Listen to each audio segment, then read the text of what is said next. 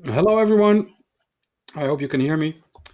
So I'll fire up because we don't have a lot of time. So today I'm going to talk about career development and money and how to be happy at work for the next 40 years. So that's a small order. If you're watching this from outside of the Netherlands or outside of Europe, you're probably going to find this a very strange presentation because this is unique for every individual country, and this is from a Dutch European IT perspective. This presentation is a follow up to a presentation I did in 2015 called Escaping the Data Center. And if you're watching this back later, it might be very good to watch that presentation as well. So who am I? Why can I talk about career development and money? I've been hiring people since around the year 2000, and I've hired a lot of people. And I know a little bit how it works. I know how it works from the employer side, and I also know how it works from the employee side. And in this presentation, I'd like to share some of the things that I have learned. That does not mean that everything I say is true for everyone, but I've tried to make it such that it's true for many of you. So here are the limited goals for this presentation. I want you to have a good life. That means that you can do the things you need to do. I want you to enjoy work and also keep this up for the next 40 years until you can hopefully retire. And do that even if we have a pandemic and a recession and technology in the world that keeps changing. This kind of stuff does not happen without a plan, but career development is about as fun as discussing life insurance or pension plans, in the sense that we do not talk about this. And for the next 30 minutes, we are going to talk about it. And part of this may be uncomfortable. So I made a graph because we like graphs and we're technical. So this is a graph of jobs. And on the x axis, you see spiritual reward. Does this job make me happy? Is this job good? Is this job for me? And then on the y axis is how much money am I actually making? Now, this is in euros. Don't get too hung up about the numbers that are there. I just meant them as an indication. And you can see the guy on the left with the X. He has a shitty job and shitty pay. He is on call all day long and everything is broken. And a lot of people have that job. It is shitty and it does not pay well. And if we then go up the graph, we see this guy, he's making 200,000 euros a year. He's sitting in the Saudi Arabian desert and he's doing internet security for a Saudi Arabian bank. And he makes a shitload of money, and every evening he sits in his air conditioned compound drinking fruit juice without friends. So that is a job that does not pay well, or that pays very well, but is actually not real fun. But it could still be the job that you need. And then there's a lot of people that are in the blue star on the right. They have a super comfortable job. Everything is nice. The parking space is nice. The plants are nice. The desk is nice, and the technology is nice, but the pay is shit. And that eventually also causes problems. And the goal of my presentation is to get you near the sort of the orange triangle, that it may be a slightly less comfortable job, but one that makes you more money. Or conversely, that you at least get away from the poor guy, the little red X that has the shitty job and the shitty pay. So, what is even good work? Because some of us might have forgotten by now what is good work. Um, it means you have supportive colleagues and a safe environment. What is a safe environment? That says I can criticize someone else and I will not get blamed for it, and I will not get harassed for it, and people will not make fun of me. Um, what also helps is if you know that you have a job that somehow matters. So there are jobs that really do not really matter. So if you work in compliance, compliance in itself does not matter. Maybe having a safe working environment matters, but there are a lot of things that don't really matter that much. But you could also be working on keeping the communication platform for 100 million people alive so that they can do their job. Hey, that's nice. That's something that matters to people, and it helps. It's also fun if you actually have a job where from time to time you get something done. You can deploy a new platform, you can migrate things, you can enable new features. Um, in many jobs, you will never actually really get something done because everyone is completely hung up on procedure and stuff, and maybe once a year something actually happens. Then there's, of course, the important part of enjoying the thing you actually do. So let's say you enjoy automation, then actually you get a good kick out of actually automating routers. It is nice if your job feels like a community. if it feels like you're working on something together and that people trust each other. It's a lot of fun if you learn something new once in a while. Then we come to the topic of bullshit. Every job comes with some bullshit. There are ridiculous meetings, there are silly procedures, there are forms to fill out, and there has to be a tolerable amount of bullshit. And then finally, and that's also really important, practical things. It is known from scientific studies that if you have a long commute, so you have to spend a lot of time to get to your actual work, that is physically bad for you. If you have to show up at 9 a.m. every day, no matter what, that is not helpful and does not make you happy. So why do I spend a lot of time on this slide?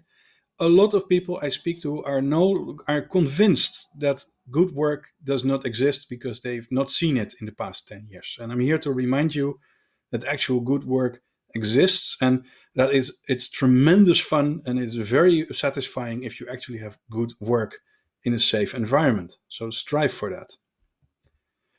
What is a good material reward? So we're talking about money now. Well, people love to say money can't buy happiness. And that's usually said by people that have a lot of money. You have to realize money cannot compensate for a terrible job. If your job is terrible and to compensate they give you a lot of money, you now have a lot of money and a terrible life. So it doesn't help. However, and I have seen this a lot in my hiring work, if you have people that simply do not make enough money to live the kind of life that they want to live, that hurts. So if you live in a shitty house, if you think, oh, I could never afford to have children, or I could not afford a second child, that makes you feel disrespected. Especially if you see other people in marketing and sales that are making good money and you are not making good money. That hurts. That really hurts, and it is real. Um, Another problem with not making enough money is that you cannot build up savings. Let's say you made enough money that you could save some money. Then you would, for example, be able to say, hey, I'm going to try this new job. Maybe it doesn't work out, but it doesn't matter because I have enough money that I can live for a few months without pain. So that makes sure that you can actually move to a different job. If you do not get paid enough money, you can get trapped in your current job because you cannot afford to switch. Finally, money is also important during bad times when you simply must rake in the cash. You could get unlucky in life and just need a lot of money. For example, these are not happy examples, but through a divorce or whatever, or you made a bad investment, or your house burns down.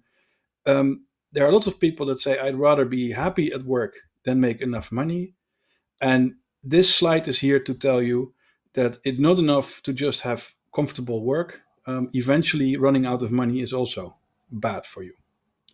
Now, the goal of my presentation is to move you around a little bit. So if we kind of figure out where you are in the chart, at least you are going to figure out where you are in the chart. And let's hope over the years, we can move you around a little bit from a job that makes you happier, or maybe slightly less happy, but at work, but richer at home. And you see this ellipse there called lots of jobs here. And you see that actually, as the job gets worse, the pay goes up a little bit. And that it took me a while to understand that. When I was hiring people over at Fox IT, we found that people that worked at banks, they made far more money than we ever paid. And so we asked, how is this possible? And they said, well, actually, if you do not pay this kind of money, no one would do that job, because no one goes work at a bank because they love working at a bank. They go work at a bank because you actually have to get paid to be there. So there's actually sort of a trade-off that if a job pays a lot of money, there's also usually a significant downside to that job.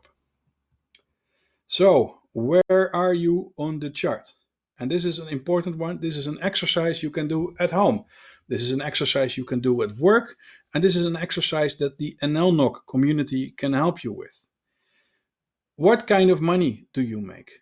And what do your coworkers, what do your colleagues make? People lie about this. People do not talk about this. They will give a range. They say, well, I make enough money. But it's super important to figure out, what do your colleagues make? And Also important, what do people that do similar work at other companies, what do they make? Now, it is not easy to figure that out because people are not very honest about this. They don't like to talk about it. But the NLNOG community can help. You can start comparing with your friends and say, look, what do they pay you? And you can ask your own coworkers, what do they pay you? And this allows you to find out, are you making good money, but maybe you don't realize that? Or maybe you are getting paid far too little and you don't realize that. So to get back to the graph, this is to figure out, are you at the sort of the high end, at the upper side of the graph, or are you at the bottom side of the graph? Then the left right part. How good is your job? And it is tricky to figure that out because we tell each other a story that, yeah, the job is fine, every job is like this. Um, it could not be better, or it could be a lot worse. And it's very worthwhile to go over this list. And I will not do this right now here because we would run out of time, but you can watch the presentation back later. This is a good checklist to figure out how nice is my job. One part is really important. That's bullshit. Every job has some aspects where you go like, yeah, this is just terrible. And the thing is, that's always going to be the case because if the job were 100% fun, you would be paying for it. And partially getting paid is sort of to compensate for the fact that some parts are just terrible. Here I have a lot more examples, and we're going to skip them. But a good one is also to figure out what percentage of time am I spending in my company being reorganized, acquired, split, merged, or sold.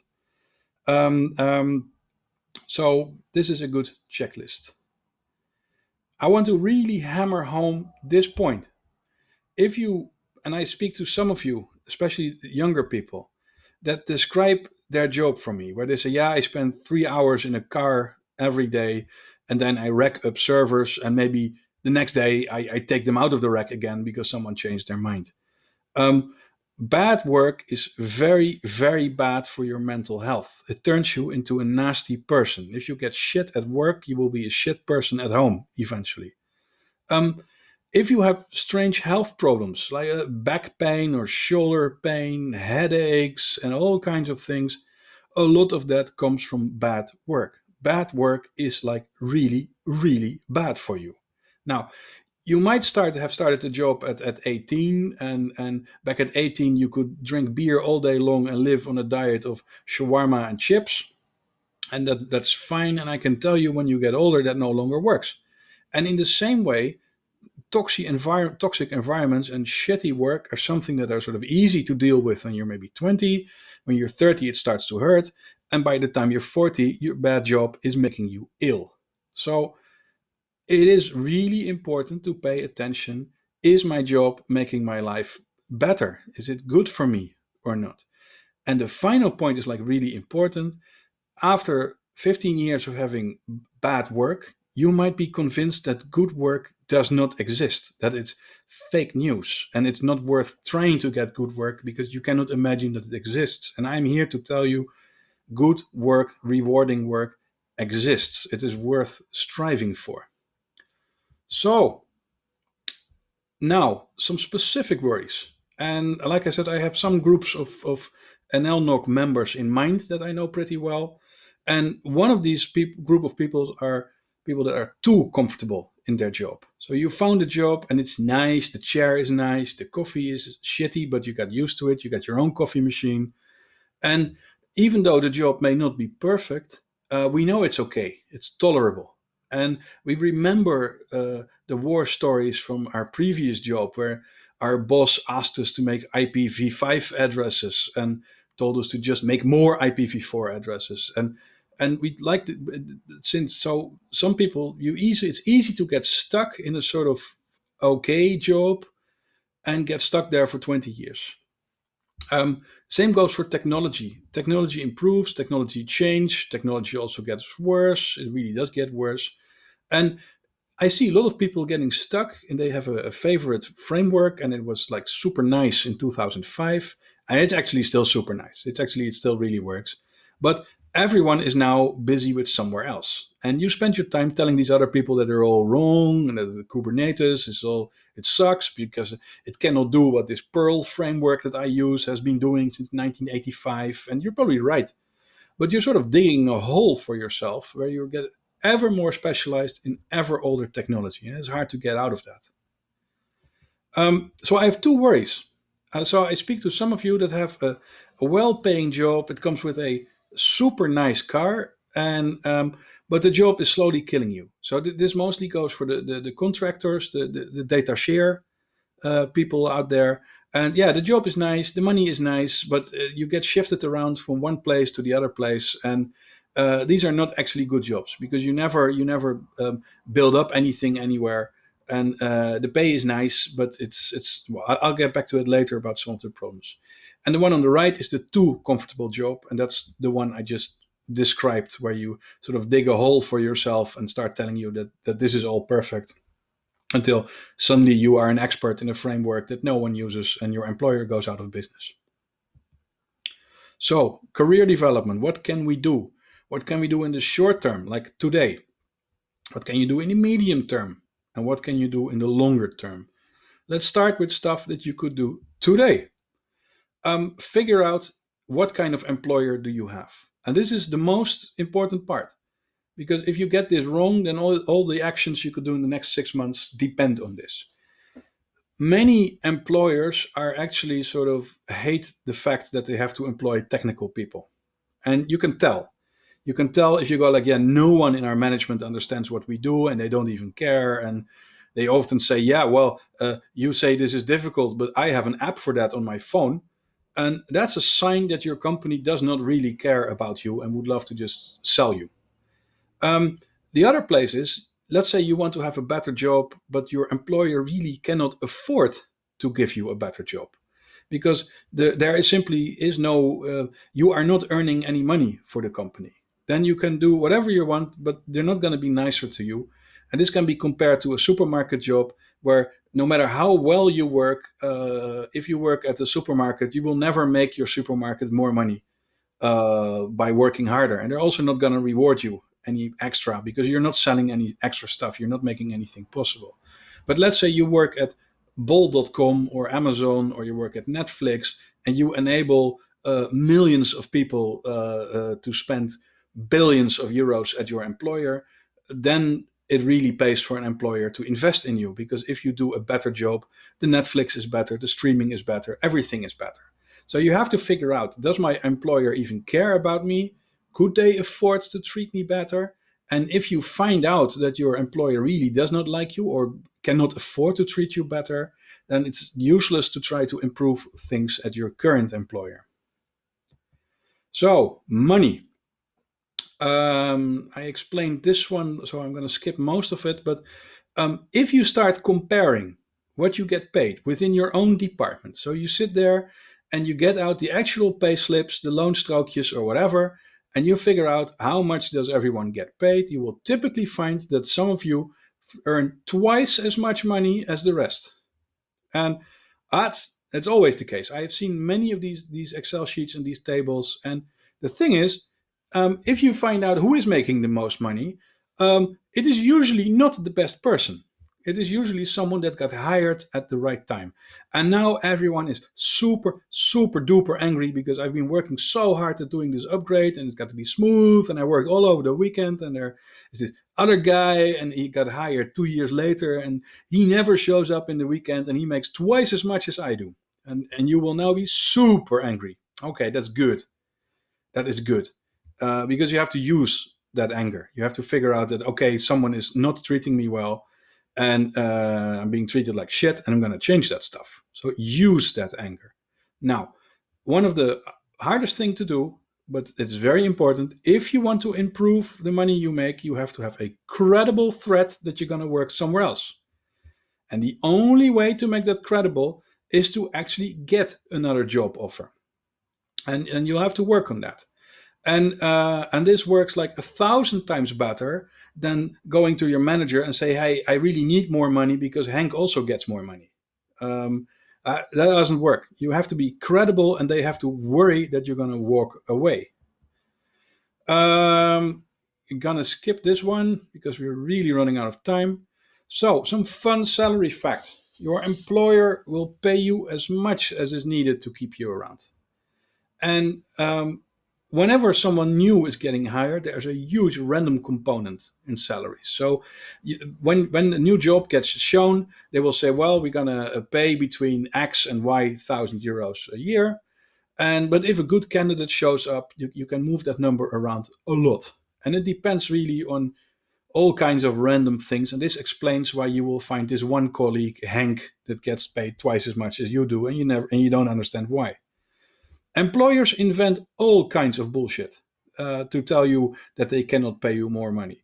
And some of the people you talk to might even believe the bullshit. So, 90% of the flexibility in salary is when you get hired. And this also explains why you need to look for a new job, because it's a lot easier to sort of move the needle there than when you sit there already. And because very often your boss will correctly derive that you are not actually going to leave, because you sit there with a coffee cup with your name on it and you have your own plant and your own coffee machine, and it doesn't look like you're leaving. And that means that they're also not going to work to pay you more. Now, people invent all these kinds of bullshit rules, and I mentioned them here. There's salary scales that say, look, this job, we can only pay this amount of money in this job. And or you don't have the right diploma, or we're going to pay you like shit for the first 5 years, or the OPEX does not allow it. And please know, if an employer needs you to stay, they can pay whatever they want, because they're not going to let some kind of salary scale hold them back if they really need you. Final point is really important. Many people have found out that they're actually not getting paid what they should be getting paid. So either you started the company as an internship and you never really left, um, or they actually promised you a raise and it looked on your payslip that you actually got a raise, but it didn't actually happen. And they will never tell you about it. They will never come to you and say, hey, we figured out we've been underpaying you. Sorry, let us fix that. No, it's not going to happen. So you need to check that. Um, so the only way to really change salary is to change jobs. That's a lot of work. You can then go back to your own current employer and say, hey, I got this new offer and I can actually leave. Um, Sometimes you can actually sit there and figure out that you are not getting paid what you should be paid. And there is one final exception that you can use if you want to get paid more, but it only works sometimes. Let's say you show up at HR and say, look, I'm making this amount of money and I cannot afford to live anywhere near our office on this kind of money. And I also have a child on the way and I could never afford that. So you have to pay me more, or I really have to leave. And that can be credible. But you really have to have that story. You really have to have the child on the way, or not be able to live near your place of work. So, but you cannot just show up and say, hey, I would like to have more money because I'd like to have more money. It has to be credible. And it can be credible because you actually got a new job on the way, or because you can really show that, look, I cannot afford to work here. Okay. Um, Now the non-money parts, because like I said, the non-money parts are actually far more important than the money parts.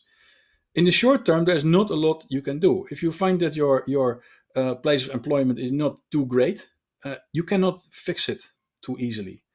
Um, you could do some things about, can I work from home more, or can I work fewer hours but still keep the same pay? That sometimes work.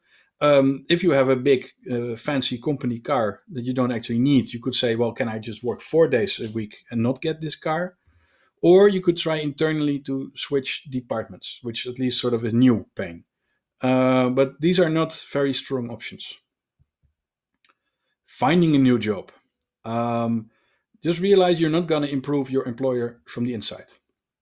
So if your work sucks and you're like, I'm going to fix my employer, it only works if you're senior management. And if you were senior management, you would not be listening to this presentation, I think. You would be asking me not to do this presentation then. The easiest way to fix your work environment is by finding a new job. The interesting thing is, even trying to find a new job is extremely good for you. But it's real work. Many of you have always rolled from one job to another. That's the economy. That has been the economy for the past 15 years. There are people say, "Yeah, I never have to work to find a new job. I just have to say yes to the offers that keep coming in." That's nice. One, that is not gonna last. We're heading for a big recession. The automatic job offers are going to stop. And secondly, finding a good job is more work. So you really need to spend time on what you want from a job and what you have to offer to an employer and where you could improve. Um, Finding a new job, just do it. Even trying it is good. Um, I'm going to skip most of this, but really now work on a good CV with a dedicated version for every potential employer. People will send out terrible CVs. I know because I receive a lot of terrible CVs. Please work on them. There is no excuse. So don't say, yeah, this is a CV I made earlier. No, you made one specifically for this company. And make one today. It's very inspiring. Also, confronting work. For example, you might find out you've been working here for 22 years or whatever. And I can help. I mean, I read a lot of these things. You can just send me your CV and I'll send it back, and I will give you comments and I'll help you improve it. And there are a lot of things. I mean, if you even work on this a little bit, then you are already better than most candidates. So, recruiters and contractors, I'm gonna skip this one because we're out of time. Employability. We're gonna race through this. I said you're going to be happy for 40 years. And this is the part where it will really, really be depressing. Um, you want to have a job until you retire, if such a thing even exists anymore. And there are lots of ways to mess it up. For example, you could become very good in a very niche subject and then find out that no one is hiring 55-year-old IT admins, which is extremely sad, but it is the case. You could become a big expert in BGP and then suddenly find out that almost no one is doing that anymore. Let's say that happens. You could be a super duper expert in a brand like Cisco, and then suddenly the brand fades, and well, shit, you are a super duper expert in IBM mainframes. Um, However, there is some sort of advantage to being sort of wedded or married to a brand because you can actually go work at the brand, which some of you have done, and that's a nice way to sort of broaden your experience. This is a terrible example. You can work for 20 years for a big employer and find out you are an expert at working at your employer. And your employer really enjoys you being an expert in that employer, and no one else enjoys that. And I have seen this extremely painfully over at the companies like Shell, where people were very valued and respected within Shell. And then they got fired and they found out that on their resume, they could really say, yeah, I'm an expert in Shell. And it turns out that people outside of Shell are not super interested in that. So changing jobs every once in a while is just good because you might confuse the fact that your employer values your expertise at working at that employer and not realize that no one else wants that. So employability, that is, could someone hire you? This is about as much fun as discussing death. The Netherlands is terrible, terrible. You have to be super young here to get a job, and no one hires technical hands-on people over 50. It just doesn't happen unless you have extremely strong references. If you show up as some random old dude and you're like old in the Netherlands in the workforce, if you're 50, you might as well be dead. So you cannot sit there and be happy with your current job and think, I'm going to write this out. Because eventually your current employer will die, or they fire you, or become too toxic to tolerate, and often all three. So don't get stuck in this legacy software and technology unless you are sure you can write it out for the next 10 years until you retire. And you can be super nice with Perl, and you can probably write that out for a few more years. Or COBOL even works. But don't become an old person and use yesterday's technology when you're 35, because you have another 35 years to work. Um, Now I come to the weird part. It is very difficult to be an old technical person in the Netherlands. It's very easy to be an old manager in the Netherlands. Um, some of you might really want to consider going to the dark side and saying, well, actually, I don't have to be the next BGP expert, but I would like to be the manager of the BGP experts. And the nice thing is, being a manager, you can sort of be a manager for 30 years and not learn anything, and you will still be a good manager, um, which never works in technology. Many of us have worked for very well paying American companies. And you could tell yourself, yeah, I'm never going to do this. I'm never going to work for this expensive Silicon Valley place because it sucks. But maybe sometimes you have to. Maybe sometimes you're going to say, okay, hey, I'm going to make a lot of money because that fits where I am right now in my lifestyle. I need the money to pay for this house because I need to raise a family. So do really give it a thought. Don't You don't necessarily need to get stuck in your current style of employers. And the last one is really also inspired by people over at NLNOG. You can seriously ponder leaving the field of IT. You can really say, look, I'm sick and tired of this, and I'm going to deliver mail, I'm going to drive trains, I'm going to work at a hospital, I'm going to teach. Um, Really keep this open as an option if you don't see yourself competing against automation, people outsourcing everything to the cloud, or people outsourcing everything to countries far away. It is honestly an option. So I have already really run out of time. So I will summarize it now. It is vital to work on having an actual good job most of the time. Having a bad job will eventually kill your mental health, and it will likely also kill your actual health, and your family and friends will suffer. In the short term, and you can start doing that today, you can optimize your salary and see if you can reduce work related pain, for example, by working less.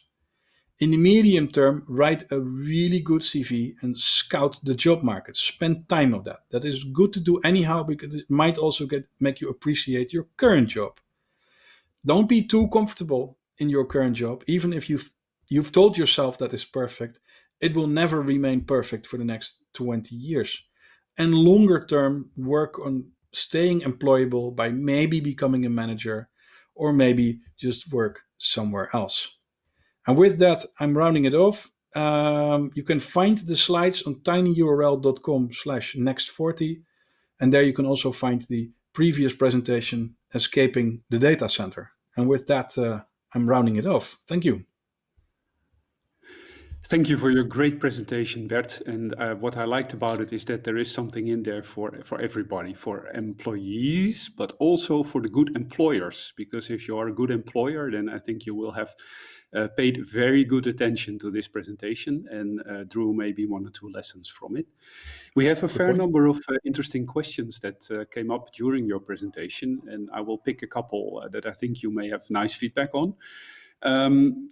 Somebody says, I might be worried to threaten to leave my current job. I might be worried that this may burn bridges or cause people to get angry with me later on. Do you think this is a real threat, or is that just paranoia? Now, well, let me put it this way. The first rule is you may love the company, but the company never loves you. So if you worry that the company might maybe treat you badly, they could do that anyhow. Um, you need to make sure that there is a balance. You need to that the employer knows there is a risk that this guy or girl could be going away, and they deal with this all the time. So let me tell you that if you work at an HR department, you get at a decent sized company, you get 5 people a week doing this, and it's completely normal. And so they will not be amazed. Maybe your own personal boss or manager will say, hey, this is not fair and this is not loyal and whatever. But HR departments just deal with this all day long. So I would not worry about this. Thank you.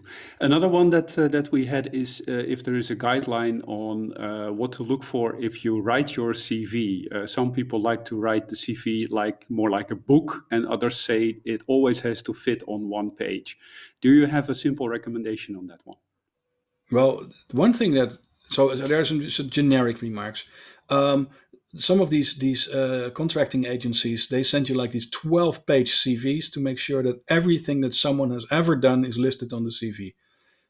If you are applying for a job at a normal company, then that is not very helpful, because that very long list just says, look, this guy is only good at the following things. The most important part when writing a CV and a letter, and I cannot stress this enough, is read the job vacancy, read the company website, and if the vacancy says, look, we really enjoy automation and continuous integration, then make sure that your CV has those two things in bold. So if the vacancy says we like continuous integration and automation, your CV has to say I like continuous integration and automation.